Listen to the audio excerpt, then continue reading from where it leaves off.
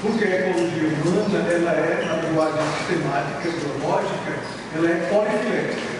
Ela tem origens múltiplas. Ela surge, emerge com o nome de ecologia humana na sociologia. Uma escola de Chicago, que trabalha com a ecologia urbana e que continua na ecologia humana na sociologia. Ela emerge na antropologia, tanto na ecologia cultural como na antropologia ecológica. E continua como ecologia humana na antropologia.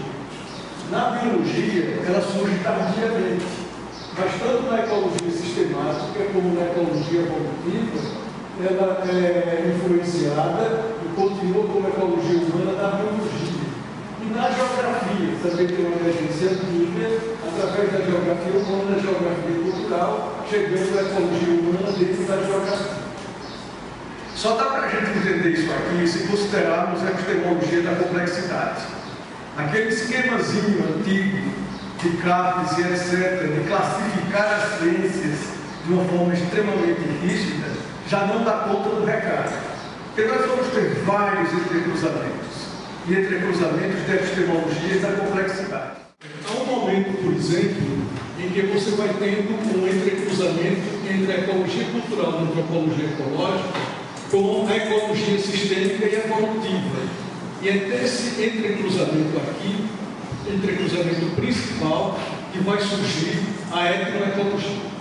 Então, nessa abordagem de hoje, eu vou falar da etnoecologia como uma das possíveis abordagens da ecologia humana, admitindo que a ecologia humana realmente é plural, admitindo que a ecologia humana ela é diversa atualmente, não é? E considerando que dentre as várias abordagens que nós vamos fazer, há uma abordagem, que é a abordagem etnoecológica. O que não significa que a etnoecologia vai substituir a ecologia humana.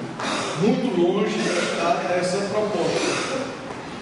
Mas é colocar dentro da pluralidade de abordagens em ecologia humana, essa abordagem que é a abordagem etnoecológica. Aqui é um esquema que foi publicado no trabalho do Vítor Toledo, que é um etnoecólogo mexicano, e que publicou um artigo seminal na revista Etnoecologia, que é o que é etnoecologia. Nesse artigo seminal do Vítor Toledo, ele identificou 4 fontes que seriam as fontes que terminariam desaguando no que ele chama de etnoecologia. Dentre essas fontes e dos seus principais autores, nós encontramos a etnobiologia, com o conhecidíssimo Brent Berlin, a agroecologia, com o conhecidíssimo Miguel Altieri, o que ele chama de etnociência, com Harold Conklin, que é a primeira pessoa que usa a expressão etnoecologia, de 1954, e a geografia ambiental, inclusive com o dele. Então, segundo ele, seriam essas 4 fontes que terminariam desaguando e gerando etnoecologia. Etnoecologia, a emergência, o surgimento de uma nova disciplina. Essa não é a minha visão. A minha visão de etnoecologia, como também de ecologia humana, é que não se trata de uma disciplina, não se trata de uma ciência, mas se trata de um campo de cruzamento de saberes. Não deixa de ser uma ciência no seu sentido mais amplo, mas é um campo onde saberes vão se cruzando. Né? Por definição, todas duas são, no mínimo, interdisciplinares. Aqui é só para dar uma ideia de como vários campos vão se cruzando para gerar os trabalhos em etnobiologia e etnoecologia. São disciplinas cujos métodos, técnicas e conceitos têm sido utilizados na pesquisa etnobiológica e etnoecológica. Nós não temos uma metodologia própria e exclusiva na etnoecologia, como também não temos na ecologia humana. Então, para a construção do conhecimento de etnobiologia e etnoecologia, de trabalhos já publicados, já buscados, procurados na literatura, nós encontramos pelo menos esses aqui: antropologia, psicologia social clínica e cognitiva, antropologia cultural, ecológica e cognitiva, história, economia, agronomia biologia, matemática, geografia e biologia. Ecologia, zoologia, botânica, taxonomia e sistemática. Quando eu apresento esse quadro, geralmente as pessoas se assustam. E estava até sendo elaborada uma tese de doutorado lá na USP, onde o autor estava criticando esse quadro. Não é? Mas eu sugeri para ele, tive uma conversa com ele, para poder deixar as coisas muito claras. Porque o que assusta é isso, então eu tenho que saber isso tudo. Não, é um campo de cruzamento de saberes. Você vai cruzar os saberes de acordo com os seus objetivos. Na etnoecologia, hoje nós temos 4 propostas que são abordagens dentro da etnoecologia. Na epistemologia complexa, a gente vai dar complexidade, é isso, abordagem dentro da etnoecologia, abordagem dentro da ecologia humana. Né? Na etnoecologia, são 4 abordagens principais que estão na literatura. Uma delas é TEK, Traditional Ecological Knowledge, que é a abordagem do Perkins do Canadá. O pessoal da antropologia, atualmente, não está mais querendo chamar de conhecimento ecológico tradicional. Eles estão querendo chamar de conhecimento ambiental tradicional. Meio querela dentro das escolas canadenses. Tá? Mas o TEK do Perkins continua vivo e continua ainda bastante produtivo. Outra abordagem é essa do Vitor Toledo, do México, que é Corpus e Praxis. O Vitor Toledo tentou esboçar uma metodologia, mas nem ele conseguiu aplicar ainda até agora, e nenhum dos orientados dele também conseguiram aplicar. Um dos orientados foi o Fábio Bandeira, que terminou brigando com o Vitor Toledo, porque o Vitor Toledo queria que o Fábio aplicasse a metodologia, e o Fábio ficou ao pé e terminou não aplicando. Mas é um teórico de mão cheia, o Vitor Toledo. E ele é quem propôs primeiro você separar corpus e praxis. Corpus, o conjunto dos conhecimentos que as sociedades campesinas, como ele chama, é muito para trabalhar com a sociedade camponesa, seria o conjunto dos conhecimentos que elas têm. E praxis, que seria o conjunto das práticas. Eu comecei a insistir que isso é necessário, mas é insuficiente. Daí então surge a proposta da etnoecologia abrangente, que é a nossa proposta aqui no Brasil, onde a gente reconhece isso. A etnoecologia tem que ser o mais abrangente possível.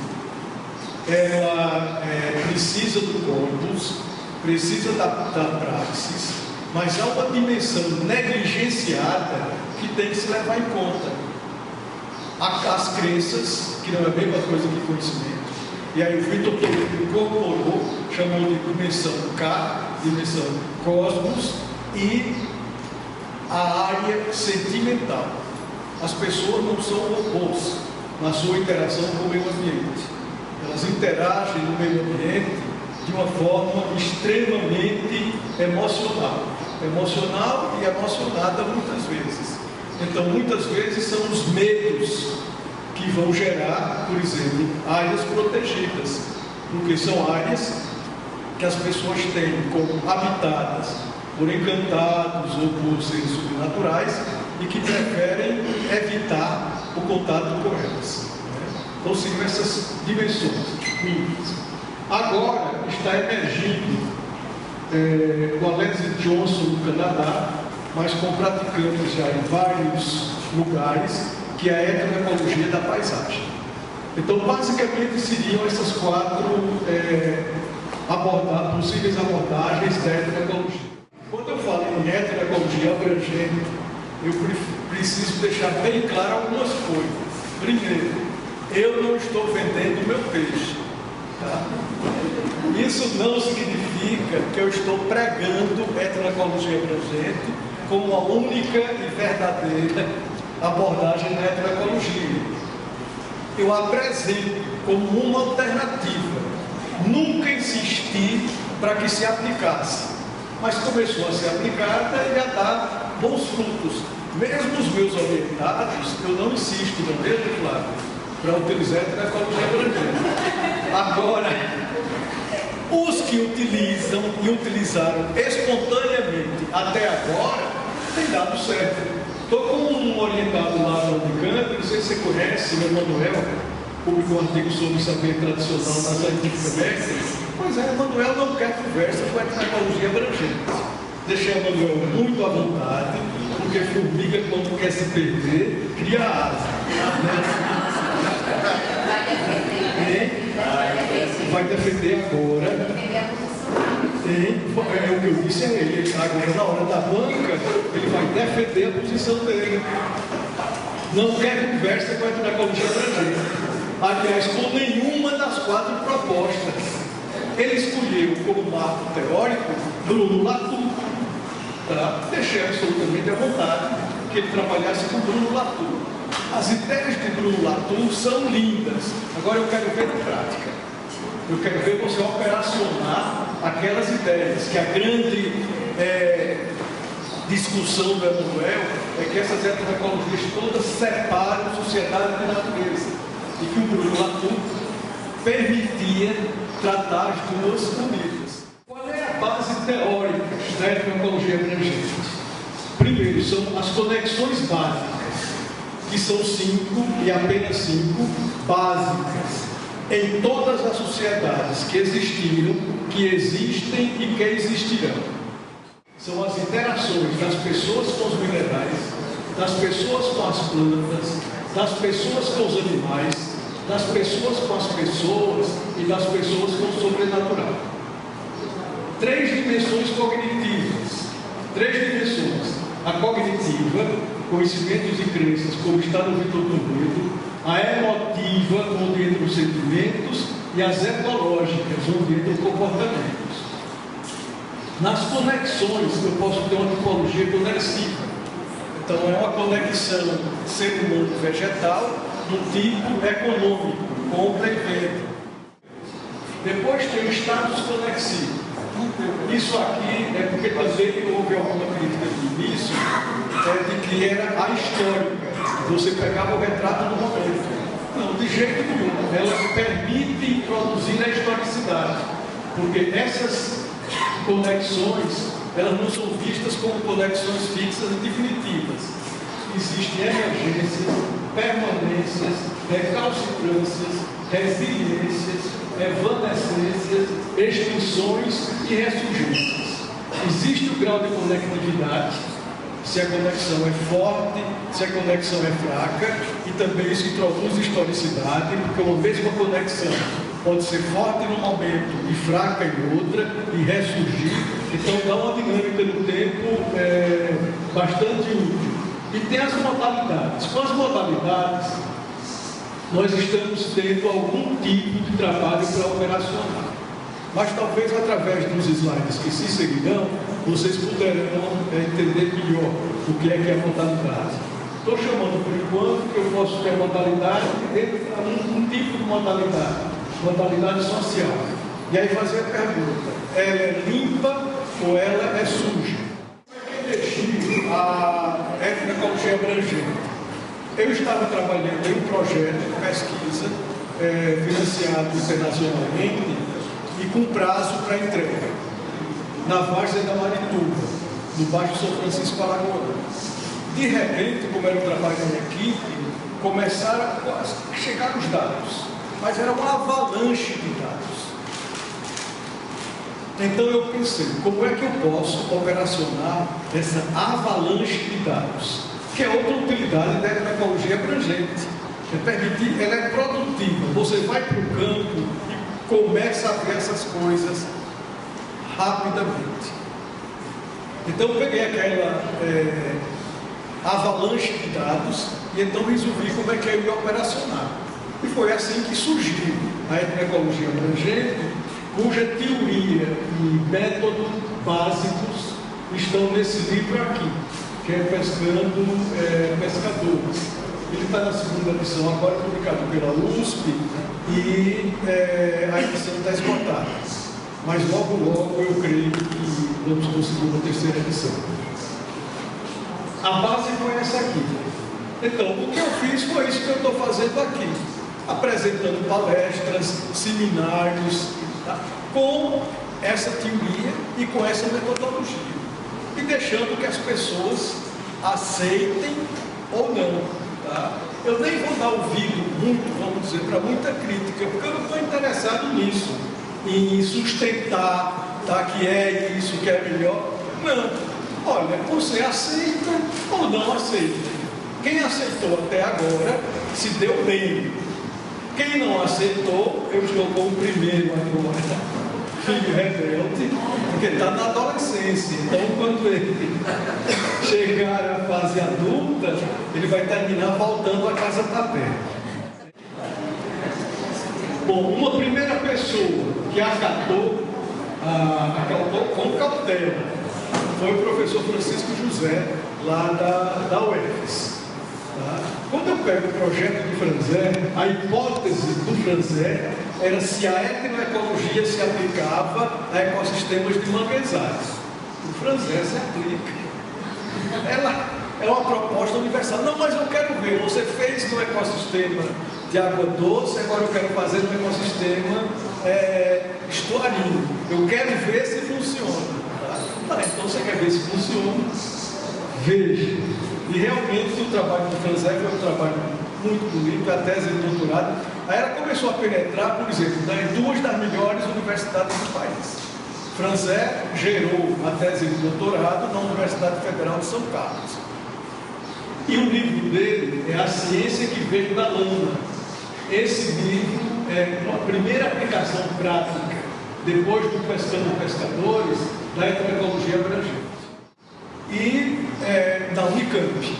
Então, na Unicamp hoje, eu leciono uma disciplina, que é a disciplina de abordagem etnoecológica em ecologia humana, e onde eu passo, dentre as múltiplas abordagens, eu passo a abordagem da etnoecologia abrangente. Então, a Paula Chami, lá da Unicamp, ela defendeu uma tese de doutorado, cujo título é Interação Socioecológica na Pesca à Luz da Etnoecologia Abrangente. A praia de Itaipu, Niterói, Rio de Janeiro. Eu trouxe esses dois apenas como exemplo, mas nós temos a etnoecologia abrangente sendo aplicada em todo, ou pelo menos influenciando, em vários outros lugares. A título de exemplo só, porque uma palestra é o máximo que nós podemos fazer, a título de exemplo, eu vou passar uma série de slides, onde nós vamos ter exemplos das 5 conexões básicas, que são exemplos de várias culturas, né? Mostrando que realmente as várias sociedades elas se mantêm através dessas conexões básicas. Lembre que são conexões básicas, não são todas as conexões, mas são as básicas e são as mais fortes. Então, primeira conexão entre seres humanos e minerais. Esse slide acho que dispensa qualquer comentário, porque é óbvio, né? Mostrando que existe essa conexão antiga, por exemplo, com os minerais preciosos, como no caso do ouro. Gerando as conexões mais inusitadas que nós possamos prever.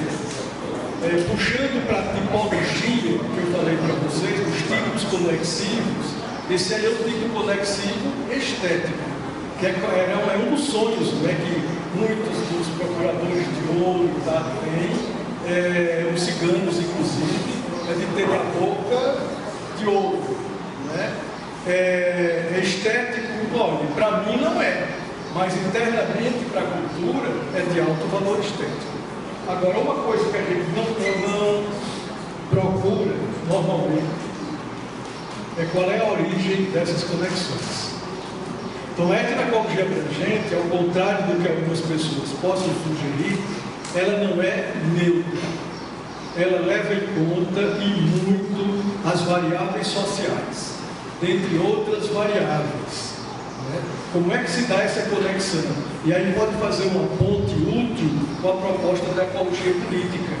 Né? Porque você olha para a boca cheia de ouro, ou para as barras de ouro, e não imagina que muitas vezes você vai ter esse tipo de condição social gerando essa conexão. Né? Essa é uma conexão com os minerais muito óbvia, todo mundo acho que já viu pelo menos alguma foto parecida, que é o caso de Serra Pelada. O caso de Serra Pelada é um caso trágico e a etnoecologia humana deve ficar, e da abordagem etnoecológica abrangente, deve ficar muito atenta para essas coisas. Do ponto de vista da ecologia política, foi uma ditadura dentro da ditadura. Quer dizer, você jamais conseguiria fazer isso dentro de uma democracia. Né? Você tinha a ditadura dos militares e tinha o militar, que era o coronel Curió, que dentro da lei de Serra Pelada não valia a Constituição, não valia nada. Era ele, praticando atos os mais terríveis que você possa imaginar. A etnoecologia abrangente é muito sensível à questão etária, né? Ao desenvolvimento na história de vida, como as conexões vão se fazendo e se desfazendo. Não sei se alguém já chegou a ver essa cena ao vivo. A primeira vez que eu vi essa cena, eu me assustei. Eu ia de Salvador para Maragogipe e aí vi pedras, essas pedras amontoadas. Digo, gente, vou parar para tirar fotografia, que é conexão mineral.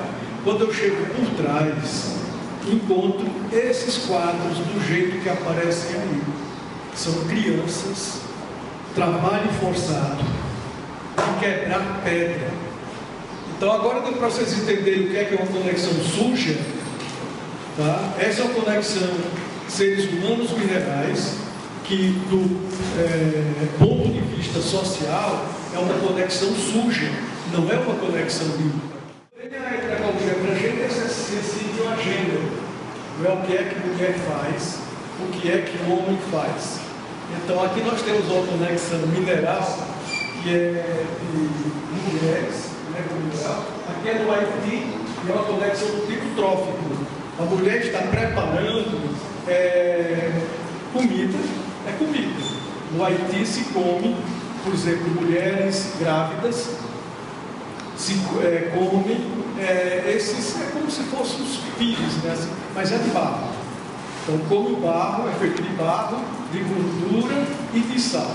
Então, a conexão trófica com barro, inclusive, é mais comum do que o que a gente imagina. O famoso vermelho da Austrália, o rochedo Aries, onde nós vamos ter conflitos. A etnoecologia abrangente também é sensível a esse tipo a conflitos de um modo geral. Aqui vocês têm como formiguinhas, são as pessoas escalando o rochedo. São turistas, chamado ecoturismo, né? São turistas, escalando. Então, para eles, essa conexão é de um determinado tipo, que é o tipo que a gente pode chamar lúdico, se nós considerarmos lazer na dimensão lúdica. Mas, por outro lado, os aborígenes australianos, eles têm essa montanha, esse rochedo, como sendo um rochedo sagrado. E eles têm um conflito muito grande com os turistas, porque para eles é sagrado, e o turismo escala, viola. Gente, é como se você tivesse permissão para turistas andarem nos braços do Cristo Redentor do Rio de Janeiro.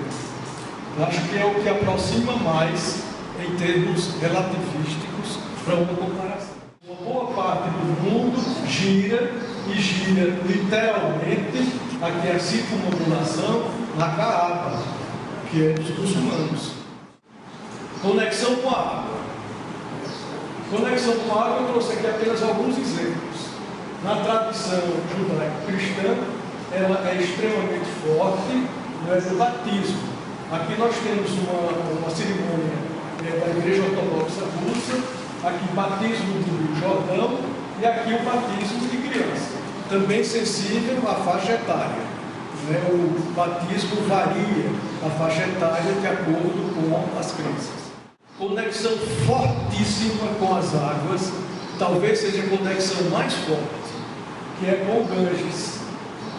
Aqui você tem escrito que é bem-aventurado aquele que mora às margens do Ganges.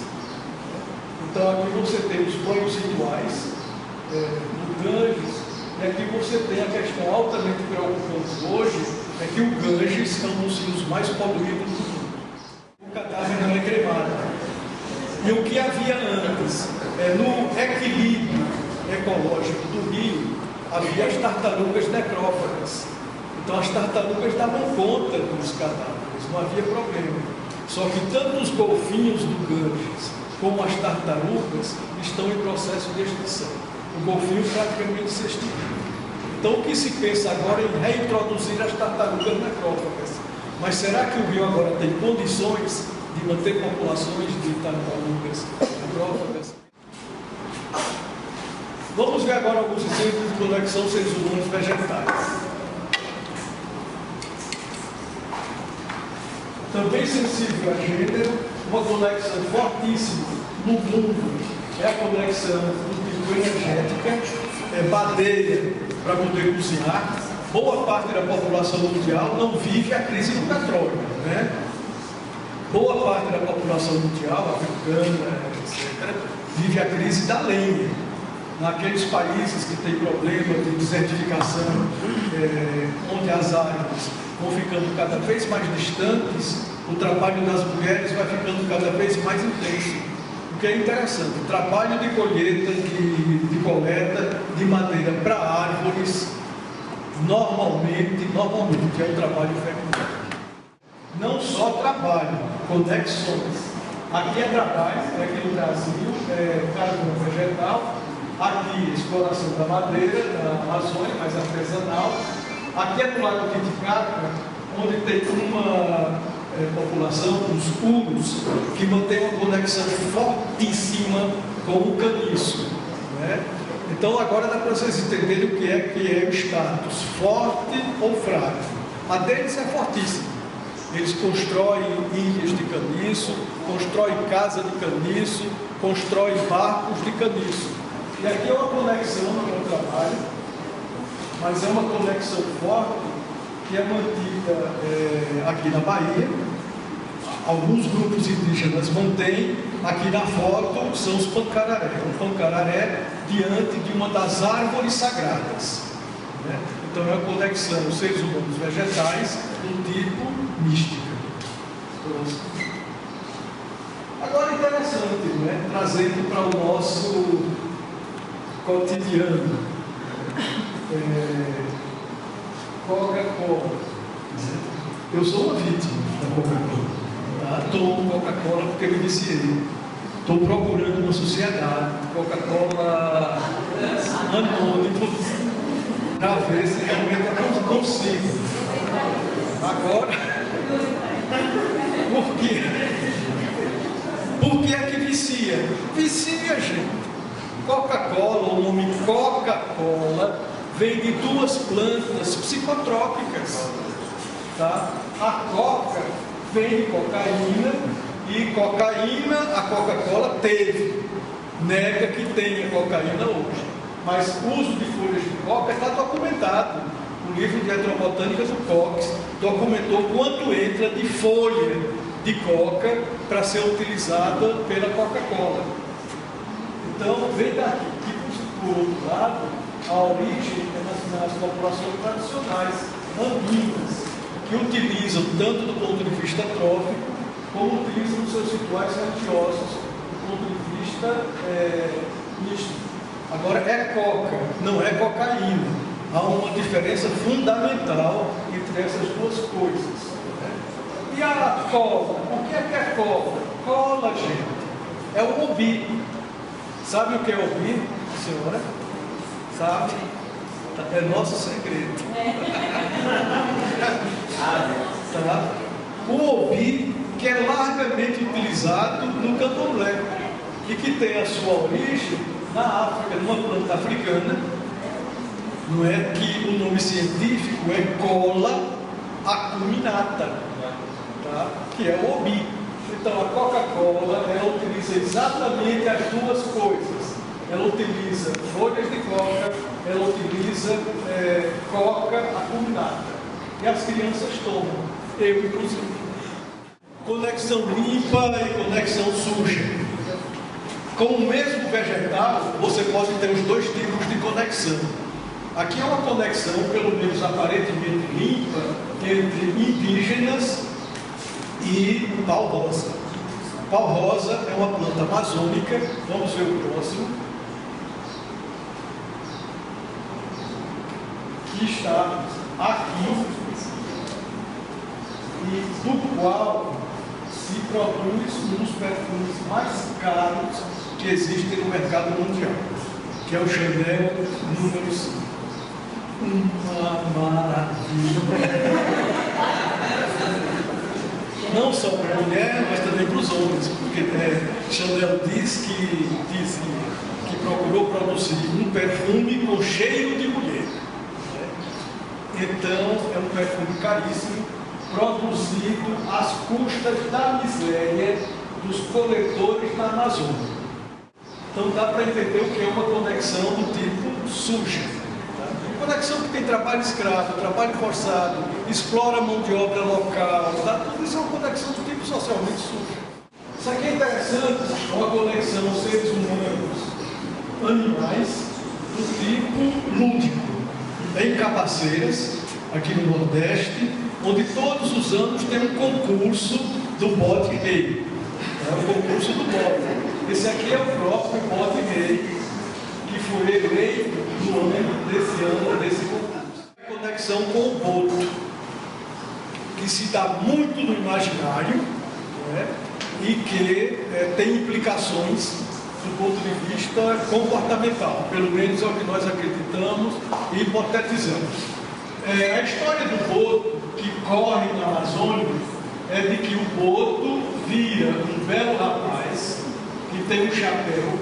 Esse chapéu serve exatamente para esconder os piráculos do boto. Esse rapaz vai para as festas, nas festas consegue conquistar uma moça, né? Depois que ele consegue conquistar, a moça engravida, e depois então ele volta, a moça fica aqui, e ele volta e vira um boto novamente. A Amazônia está cheia de filhos de boto. Esse aqui é do meu marido, mas esse aqui é do boto. Diziam que o boto, isso já é do ponto de vista político, não é no imaginário político, que o boto se chamava Gilberto Mestrinho. Sabe quem é Gilberto Mestrinho? Era o governador da Amazônia. Por onde ele passava, deixava filhos do boto. Né? Isso é o que as más línguas políticas dizem. Próximo. Agora vem uma questão de ordem prática. Será que tem realmente alguma coisa oculta do ponto de vista mais material, do ponto de vista de interesse mais acadêmico, relacionado com essa questão do boto? Bom, não sei, mas o que nós sabemos é que tanto seres humanos procuram ter relações sexuais com botos, região de Serfé.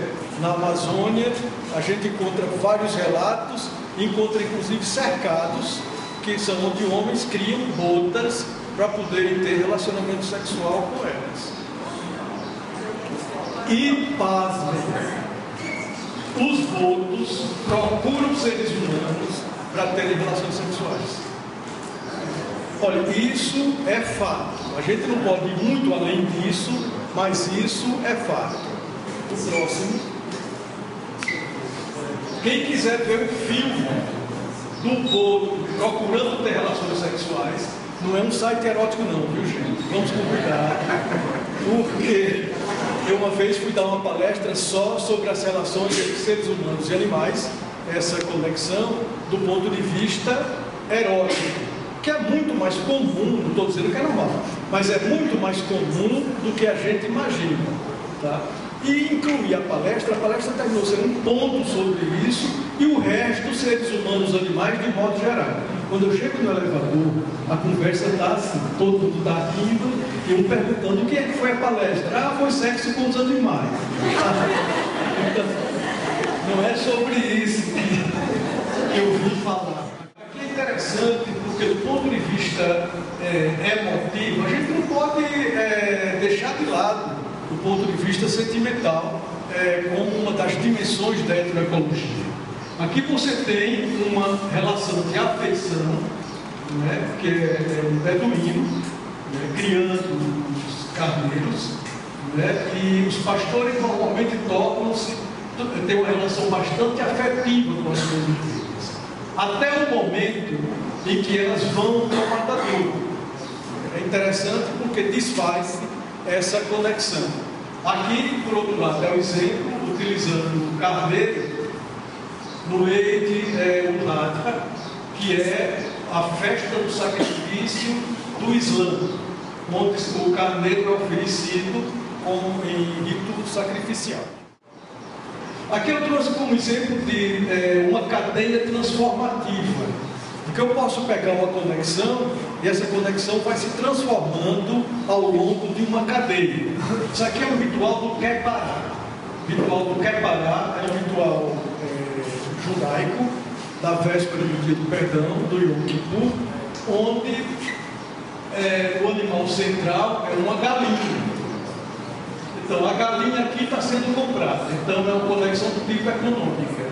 Aqui já é do ritual, onde a galinha é colocada roda na cabeça das pessoas, ainda com a velha história do bode expiatório. Não tem o bode, mas tem a galinha que vai captar os pecados das pessoas.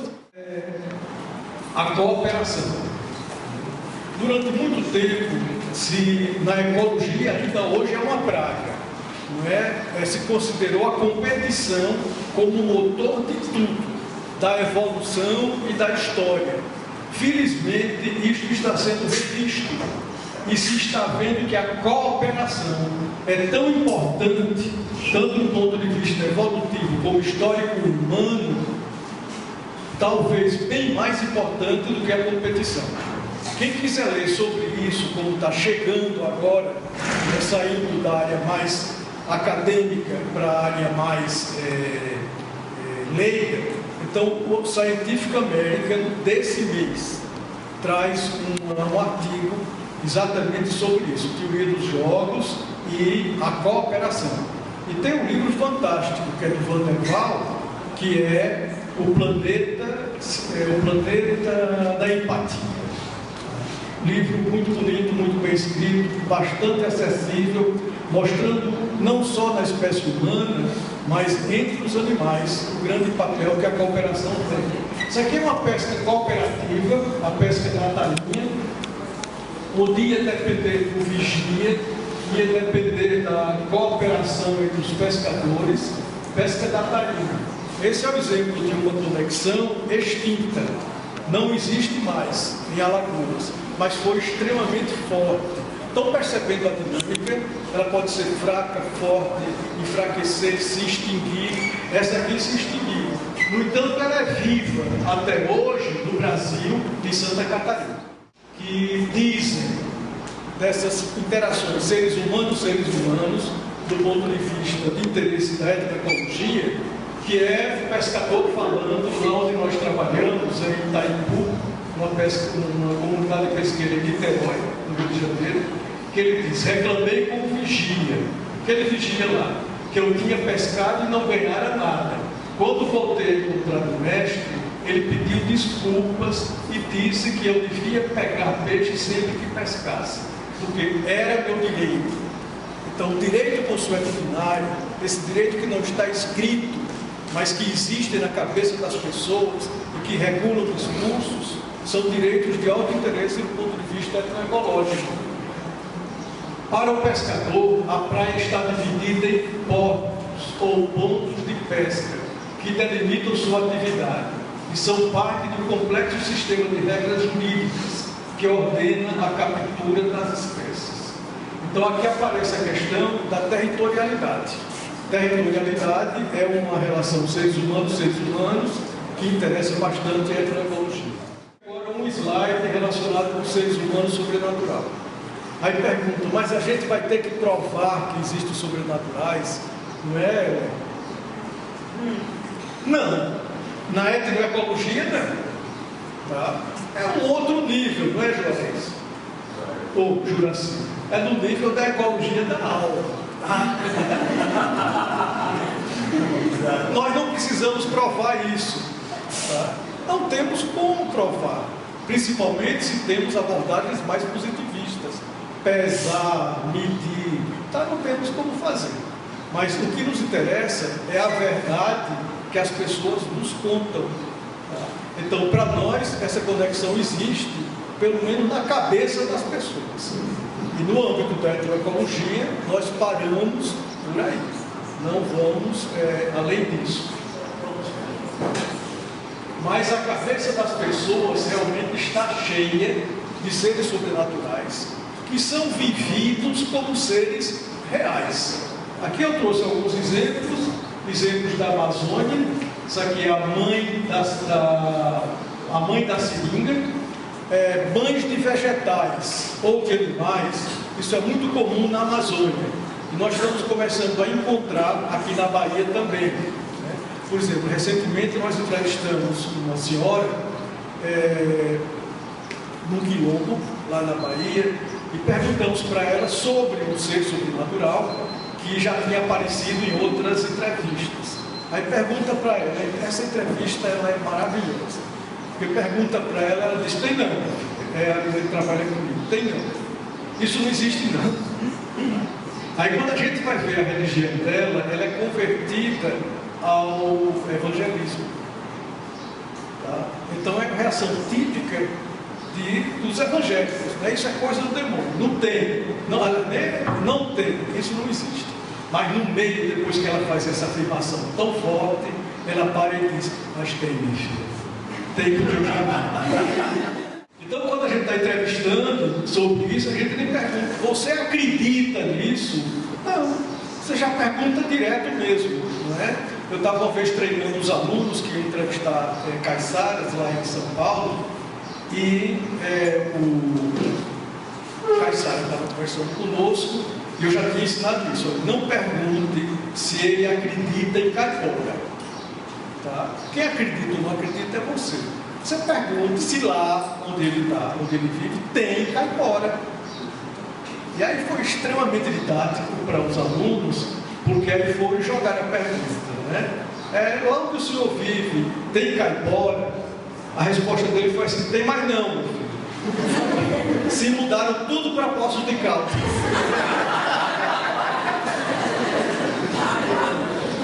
E aí explicou que tinha caipora no tempo que tinha mata. Só que desmataram, mas Poços de Caldas ainda tem. Elas se mudaram tudo para lá. Os encantados.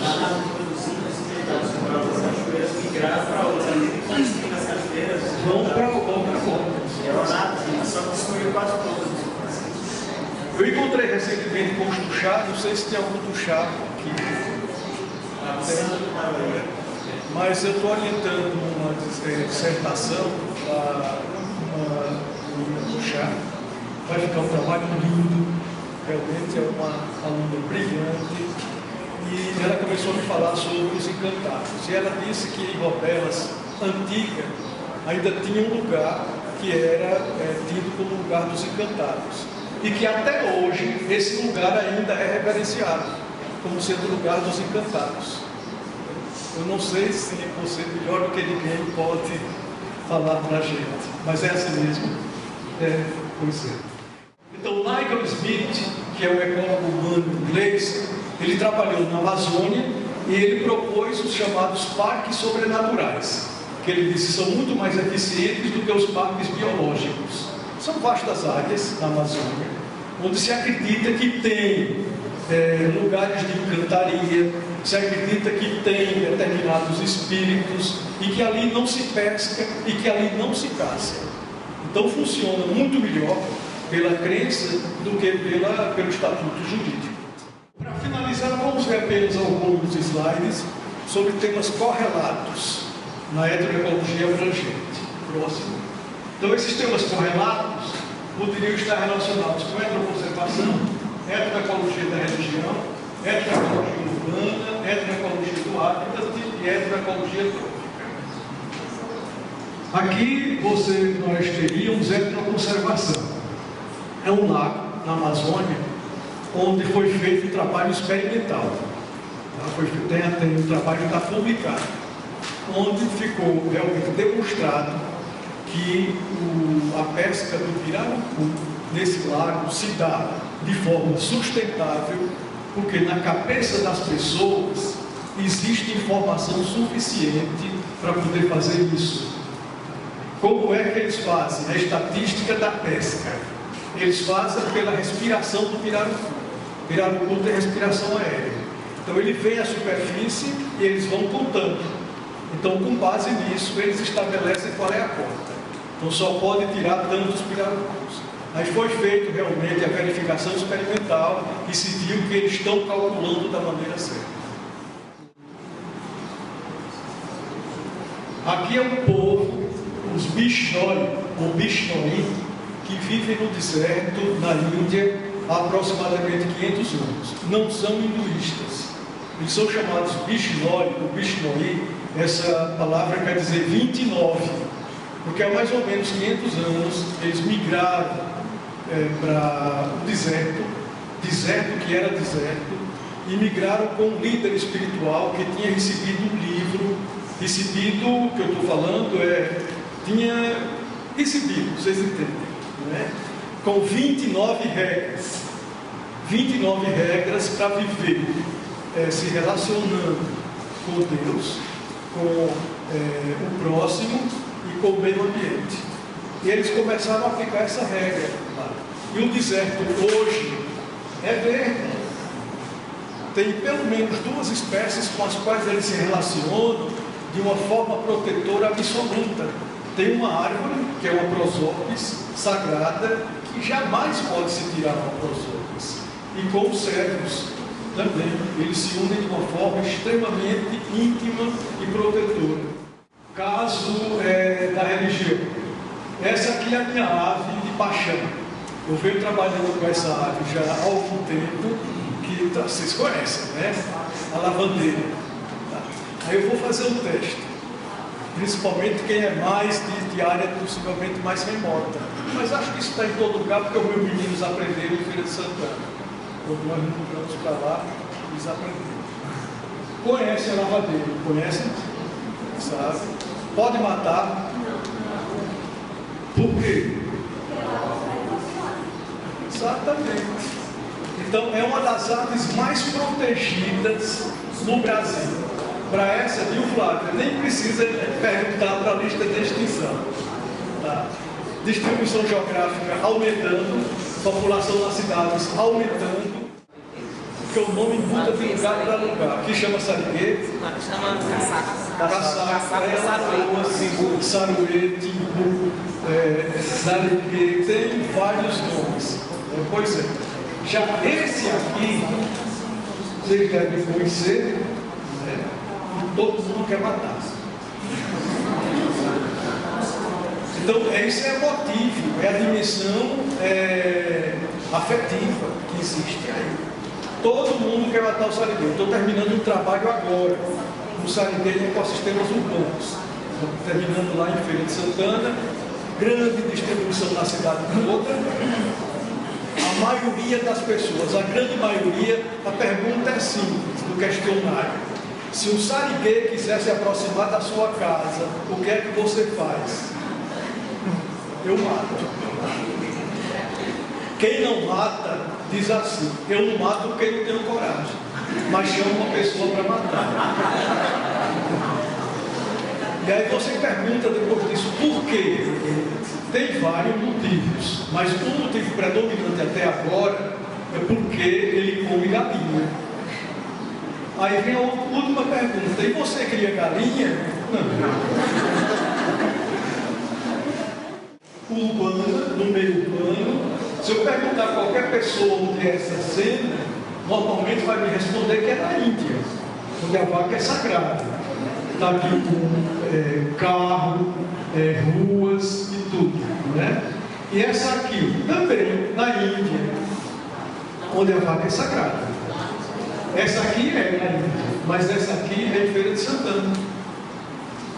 Criação de bovinos dentro das cidades. Não sei se aqui acontece isso, mas geralmente cria dentro da cidade pastores urbanos, levam para forragear ao longo das vias públicas. Aqui são os urus, uma ecologia do hábitat, altamente dependente dos caniços. Próximo. Se eu perguntar onde é isso aqui e onde é isso aqui, esse aqui talvez vocês acertem logo. Mas será que acertariam isso aqui, o que é e onde é? Alguém arrisca? Esse aqui.